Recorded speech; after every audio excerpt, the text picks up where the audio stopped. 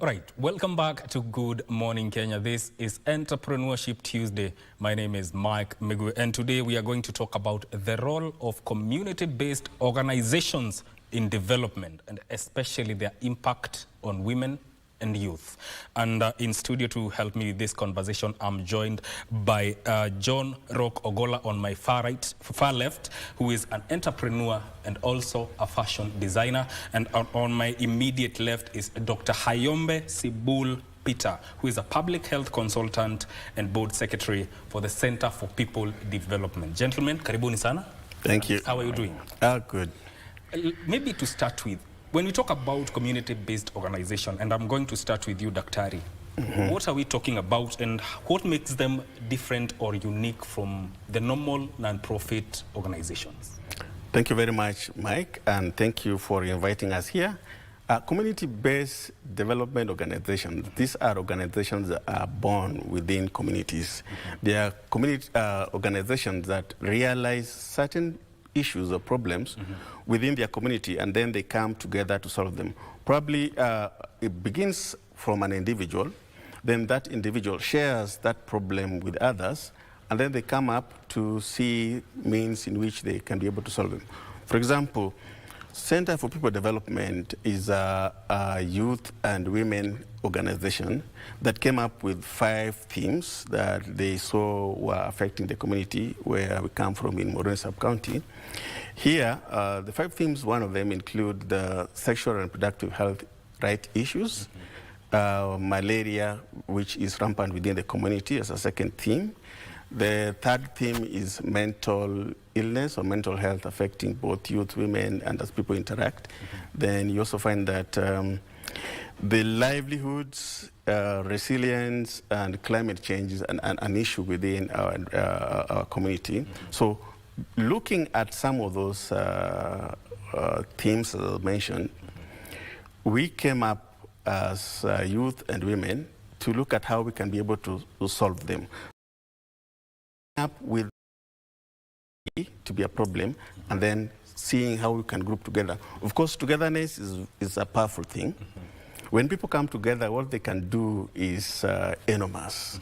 So when youths and women come together, they can sort some of these issues in their communities. So that makes it different from other non-governmental organizations who look at the problems, and then they come and tell the community, you have problem of water, you have problem of health. Such kind of development does not have sustainability because it's not ingrown.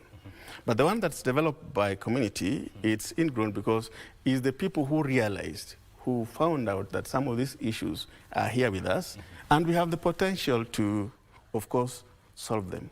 And then that makes them more different, more useful because of the sustainability. And you find when a community comes together like we did, whatever we do then attracts these other NGOs. These guys are doing this.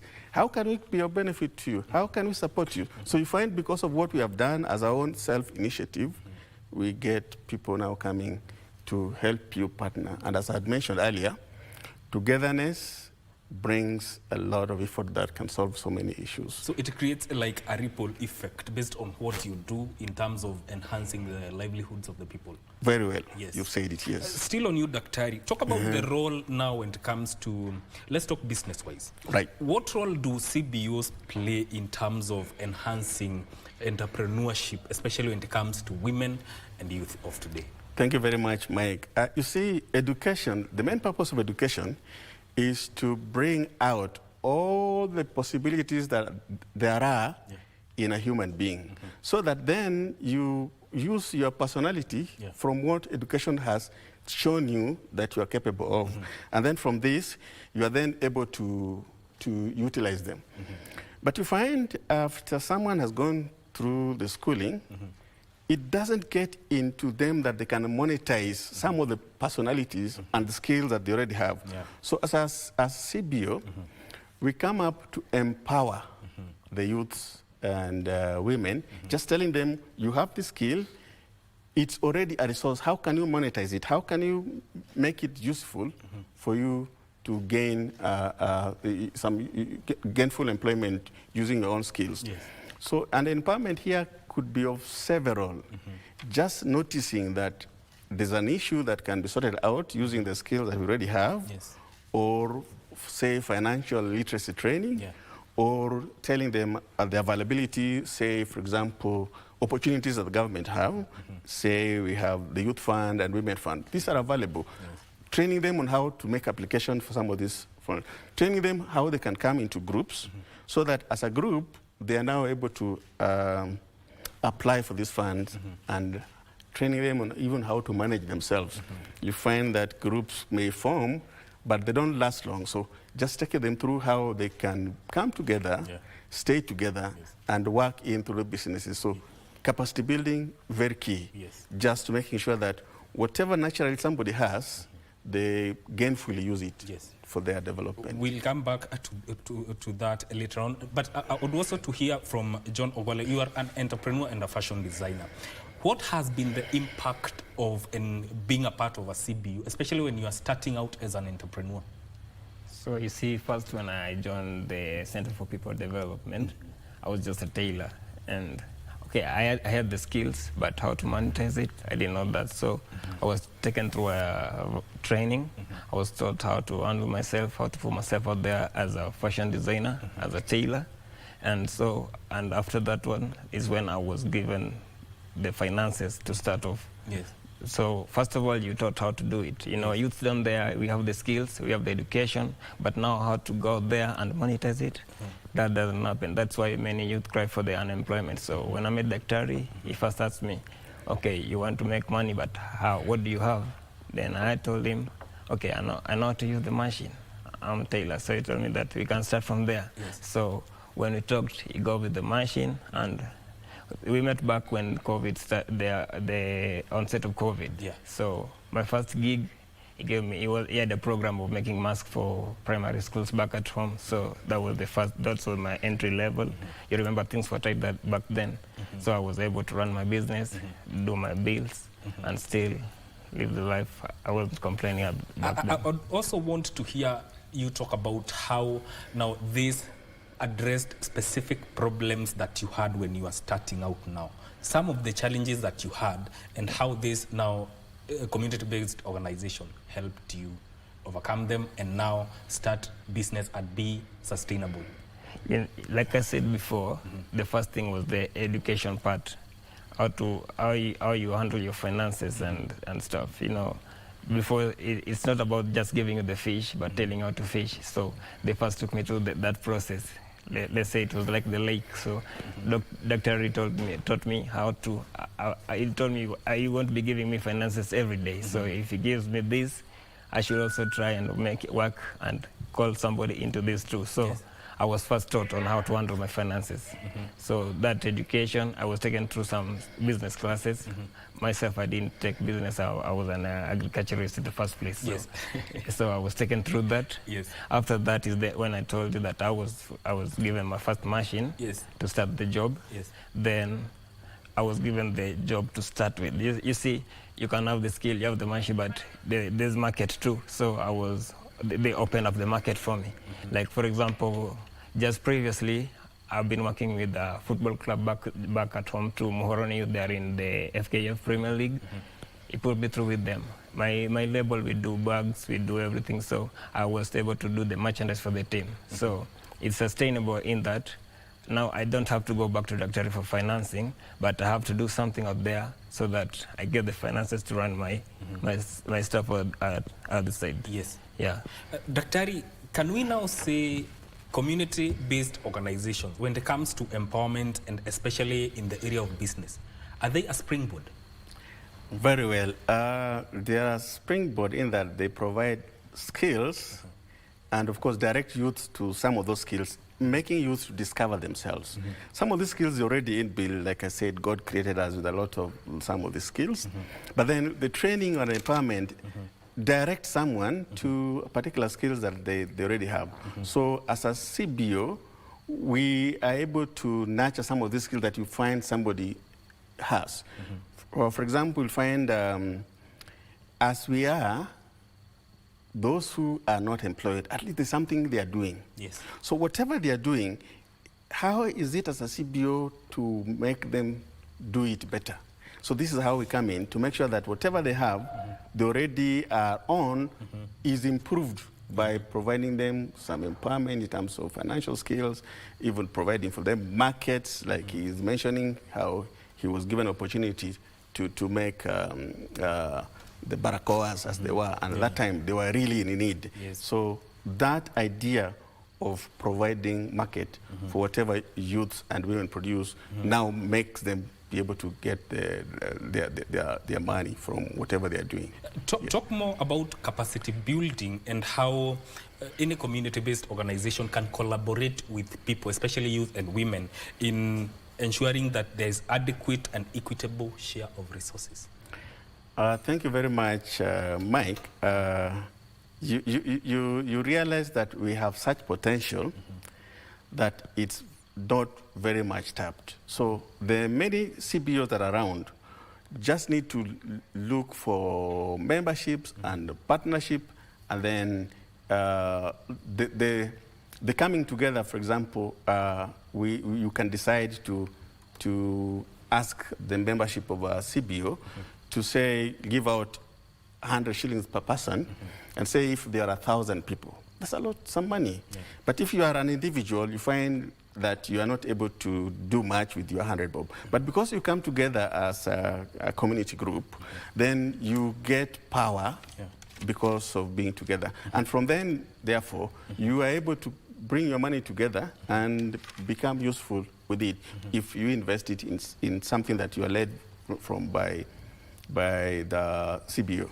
Yes. We are taught in school, for example, and we know that factors of production say, if you ask class 6, class 5, they already know.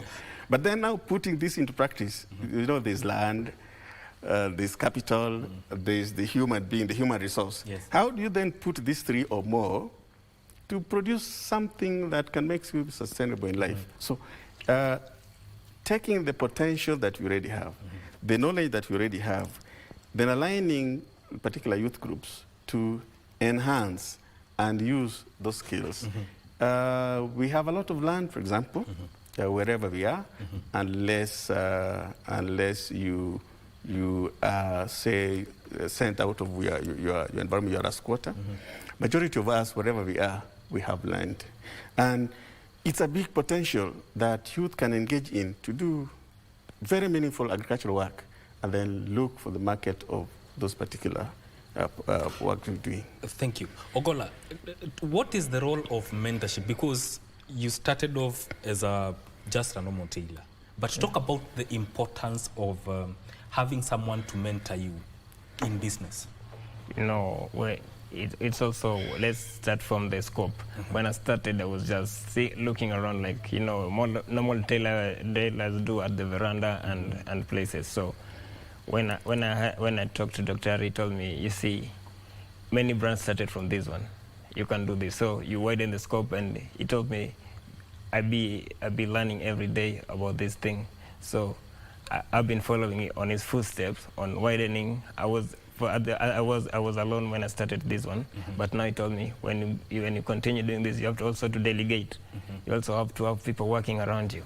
So after some time, like I told you, I started with the one machine. After he opened me to the opportunities, now I have like 4, and I have like people working around, and I also don't have to do everything by myself. So if you compare my entry level with right now, it's a different thing. When I started, I was just doing normal. I didn't have a brand. I didn't have a brand when I started. So as we continue, I also go through the learning process, because he still sends me materials to read and to open my thinking capacity. Yes. So from the mentorship is when I knew I was to start a brand. Is when I knew I was to brand my things and sell them now as a fashion label. At first I was just I sell suits. I said affordable, this one. When we come back, we are going to talk about why the youth should take advantage of this mentorship, but we'll do that after this short break.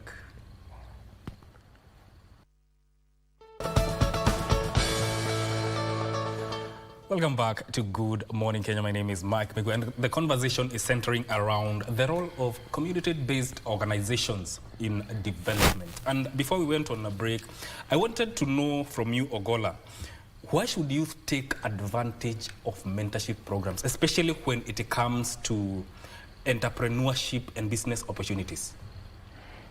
Thank you, Mike. You know, for an entrepreneur, you can't go alone. In the first thing, you can't go alone.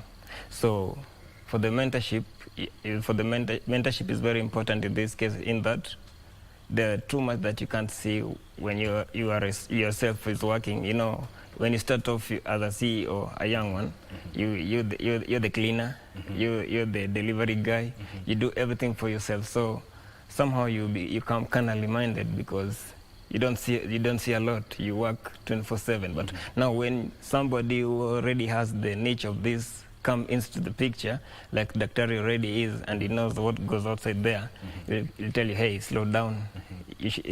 Okay, you're doing fine, but you can also try this way. You can call so and so. Like in my case, when I was starting with the football club, he called me and told me, okay, you're doing this, but have you ever thought of trying football business?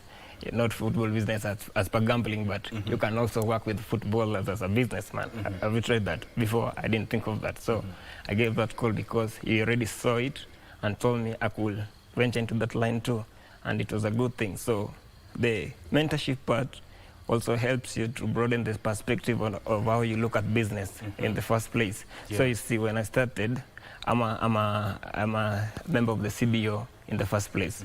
My first role, like he told you, they deal also with the women and health thing. So when he first brought me in, as a tailor, he asked me, can you go to Eldoret, learn how to do the reusable sanitary towels? That time the menstrual thing was an issue. So from that, I met other people. So you network. I've met so many people through the project because first I'm a member before I'm a designer. Yeah. So mentorship basically broadens your perspective on whatever you are doing, especially when it comes to business. Yeah, it broadens. Absolutely. Daktari, I'd like to hear your views on the aspect of mentorship or working with someone if you want to succeed, let's say, in business. Thank you very much, Mike. You see, mentorship is where you're like you hold somebody's hand and you walk along with him through the path of the entrepreneurship. For example, he's just mentioning that there are quite a number of things within entrepreneurship that probably at the beginning you may not be able to know. Yeah. So there would be the sourcing of the raw materials to be used. There will be marketing of the products already used. There will be business management in terms of this is my cost of production. How much would I sell this product so that I'm able to make some profit? So there are a number of journey that somebody is journaled through so that he grows from baby steps to steps now that he's able to now move alone. And of course, the widening market of whatever product they're producing, now you have online marketing where you can sell your product outside even Kenya. Yeah. You can sell your product to to reach out many people. So getting engaged and being brought into some of those marketing opportunities that probably somebody might miss just as an individual. So it's journeying with someone to a level then they are now able to work on their own. I like this kind of programming in our institution. For example, when somebody takes a course, then he's put to go to do some steps of practicing to gain experience. You hear of somebody looking for internship. This internship is to make sure that the skill that have just been learned are then practiced so that at the end of it, he is now able to master some of this. This is very, very much done, especially in diploma courses and certificate courses, where apprenticeship or making sure that somebody goes to expose his experience in terms of internship, very, very useful for retaining the skills and, of course, making sure that the skills are practiced and therefore perfected in whatever they are doing. Yes. Yeah. So when we talk about market linkages, how do CBOs help people like Ogolla now access new markets and also new customers? Thank you very much. You see, CBO brings people together, and of course they would be producing different kinds of products, and then we would have, say, a website, and they can also develop website.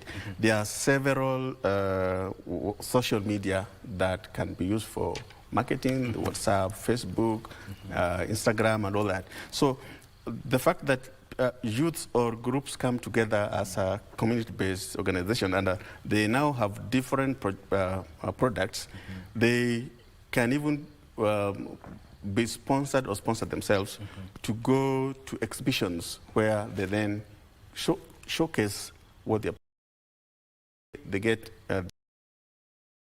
But if even that alone, you find that CBOs like brings the organization known within the community first, and then to be known outside the community, say from the sub-county, and then to the county level, and now at national level, the whole country.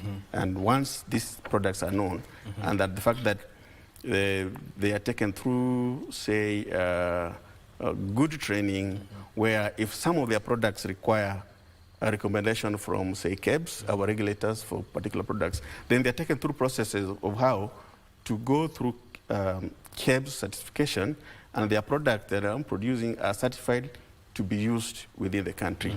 So that now makes their products now to be acceptable within the community because they have those KEBS certification, which then makes people to know that these particular products are useful and can be of their use. I'll come back to you as we talk about the KEOP thing, but I'd love to hear from Ogolla how CBO has helped you access new markets, and also is there any ongoing support for business and opportunities?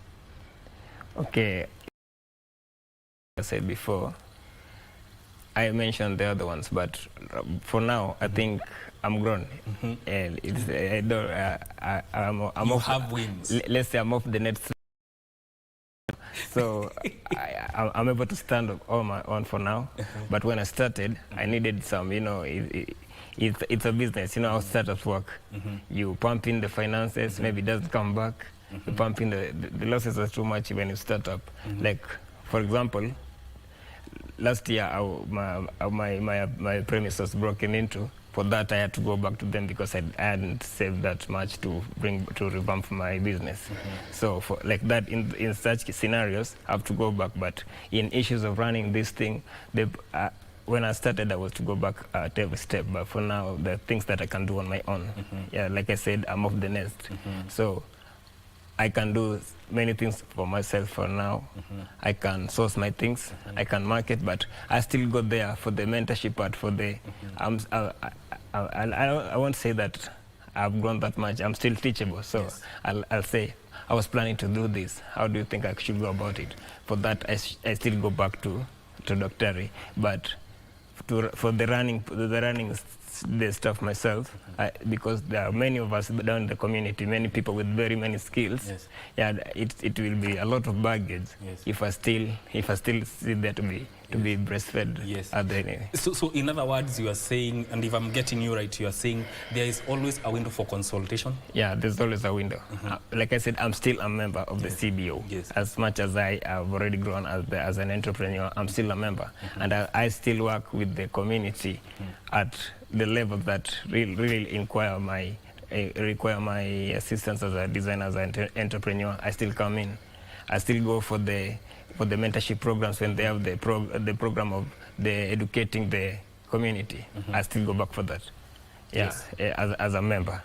Yeah, but as an entrepreneur, I think I'm not good.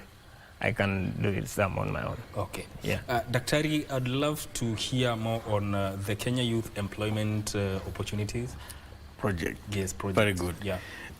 KEOP was a very nice, well-designed project by the government, and it was housed under the Ministry of Gender, Public and Youth. So this was within the Department of Youth. And this project was implemented first as a pilot across 5 counties, And then later it was expanded slowly over 5 years to cover 21 counties. Now the project had two main parts. Yes. It had what was referred as life skills, where people are just taught how to live well, how to know themselves, their personality issues, and their personality, and then how to handle their personality once they know them and things like that. And then the second bit of it was the core business skills. This is where they were being trained to now be able to know how to start their own business and how they do financial management and all that. And then later on, they were recruited to some of these government institutions, like, for example, NITA was one of them. And from then, they would then branch into specific things that those particular youths wanted. Say, somebody went for hairdressing, somebody went for mechanic, somebody went for electrical, and through NITA and other associated institutions. And this program was rolled out by government that now attracted any youth who was just literate from class 8 to Form 4 certificate. Yes. So a whole across that range. And the training was such that we were not looking so much of, say, a lot of English and a lot of what they could even be taught in mother tongue. And I think the government was like investing its people, and I think they were also supported by World Bank and other government. So they were teaching people who were even illiterate, just being able to, or semi-literate, and some of them were even street children who came to be taught. And from that project, many youths were really built, their capacity were built, and especially those who went to the courses through NITA, and then they were later also sponsored by government. There was some 40,000 Kenya shillings that were given after you would write a good proposal and, of course, what you want to do. If you want some woodwork, you want some hairdressing, initial capital to help you do this. The program, I think, ended after 5 years of implementation, and I hope the government will do, say, an evaluation to just see what was some of the impact. I was involved as a consultant, and we were a group of consultants in it. Yeah. And that's how he also came in, and many other youths came in. Yes, he's a beneficiary of and then as a CBO, for example, I could know when the phase of the project would go on. So I would go back home and just advertise to youth in a sub-county and youth in different counties. It was organized such that each sub-county had several classes. That was the lowest level sub-county. So each sub-county had several classes, and you'll find that in very good counties where it was marketed out, you'd come out with over 10 classes in a particular sub-county, and a class consisted of 25 people. But in some counties, because probably it was not marketed well, you find 2 classes. So part of our CBO, Center for Development, was to ensure that we tell the community members that such a program is coming. The application was online, even assisting those who did not have the right, say, technology to apply, because they would not even have smartphones. So helping them to apply and making sure that we spread this message when each phase would come out. So as Center for Development, we helped market this, and many youths enrolled, and they were trained, and they went through the different phases of the project. Let's talk about financial literacy, and I want to start with Ogolla. Talk to me about how this literacy, financial literacy, helped you now in propelling yourself as an entrepreneur. So the financial literacy, I don't know where to start though, but let's start with the books. Yeah, so like you said, the KIO part, I was involved, but I was in the life skill training part. I wasn't in the business, but I was just snooping around, and found those materials on the business. Yes. So you taught how to do the business plan, you taught how to do the books, the inventory, and everything about business from the from the financial literacy part of it. Let's say, if you start with the books, you know how to keep your books, you know how to balance your share, you know how to balance your everything, you know how to follow on your banking, on how you on your payment and everything, and to know how to work with your timeline and the finances part of it, or the whole part of the finance. The very basics, but very important. Yeah, they're very basic. Many startups always skip that part of the bookkeeping part. Yes, please. Yeah. And Mike, if I may, you see, there are very simple things. For example, in youth groups.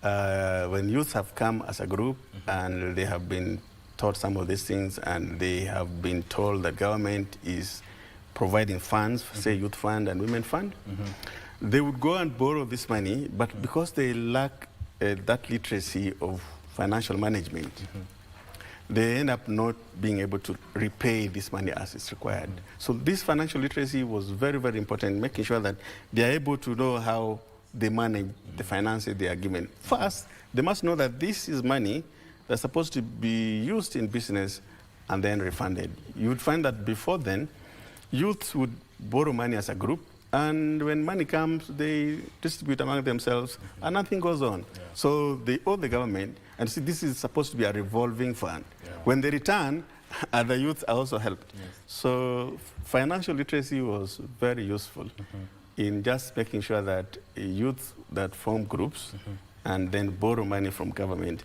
are able to produce something and then return the money, and the money becomes a revolving fund, rather than them mismanaging, and even the whole group disappears from the surface. So as CBO within our sub-county, we would just allow youth, take them through how to even form groups, which are also registered by sub-county development offices, and then from the registration and making sure that they have all the required information, they will then make application for the funds and then take them through how that particular fund be used. It is not important to know that money is available. It should be more important to know what is it you want to do. Then you reach out there for the available money. That's when you become successful in whatever money that you borrow as youth. Yes. Yeah. Daktari, talk about the technical support. Besides the initial business development, is there any other support that CBOs can accord to youth and women to ensure sustainability of their businesses that they start?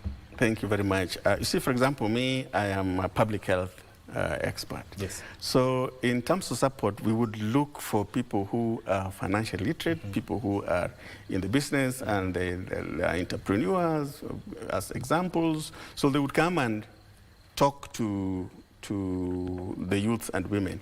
For example, cases of very successful entrepreneurship. Somebody comes and narrates their story, narrates how they started, and you find very, very beautiful cases. If I would give you an example, back in the Moroni sub-county. You know, Moroni, as it were, was a settlement scheme. People who came in that bought land and were settled by government.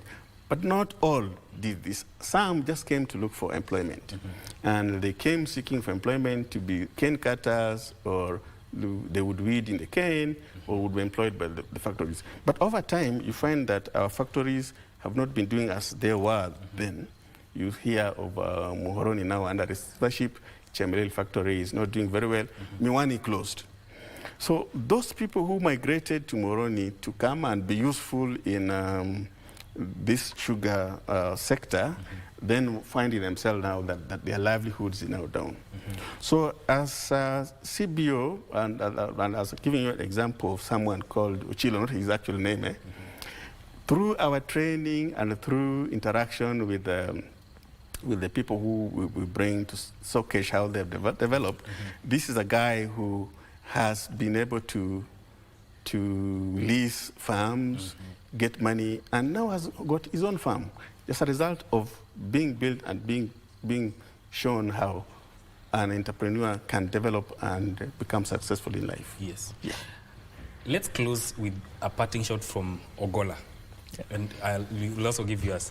Why should youth take advantage of CBOs? In a nutshell. In a nutshell, yes. Youths back there at home, if there is a CBO around, I know there are always people in there with the technical know-how of doing whatever you want to do or whatever you're struggling with in business. Yes. So, first of all, no one always knows everything. Yes. You can start by consulting. Yes. They will not necessarily give you the funds, but you see, whatever you will be imparted with is important. So please, if there is a CBO around, you should at least be a member, or at least just go and seek, just go consult with them. From there you can. Thank you. Yeah. Thank you, Mike.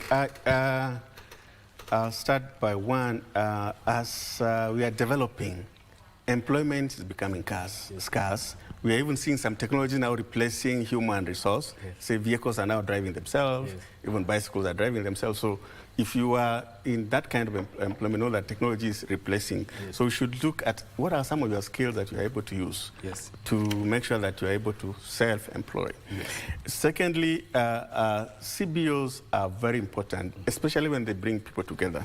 Togetherness and pulling together can take people very far. And that there are resources back at home. We have a lot of resources. The lake, for example, in Nyaza, the rivers, the land, and those resources, if they can be able to be utilized, they can really go far in terms of entrepreneur. Asante sana. Thank you so much. We have been talking to Dr. Hayombe Sibul Peter, who is the board secretary of the Center for People Development, and also Rock John Ogolla, who is an entrepreneur and a fashion designer. My name is Mike Migwi. Thank you for tuning in to Good Morning Kenya, and by extension, KBC Channel 1, because definitely Kenya is watching.